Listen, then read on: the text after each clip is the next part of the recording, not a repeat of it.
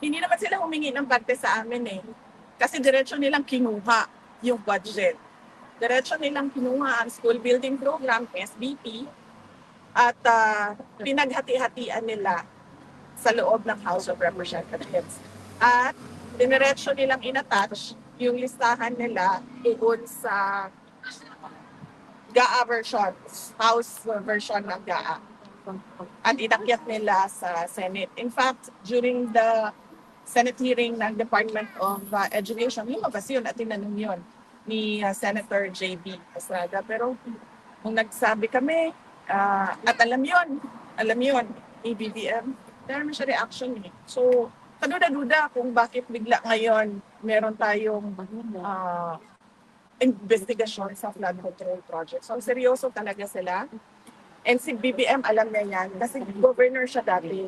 Mayor ako dati. Alam nating lahat kung ano yung anomalya, ano yung corruption sa budget ng gobyerno, sa projects ng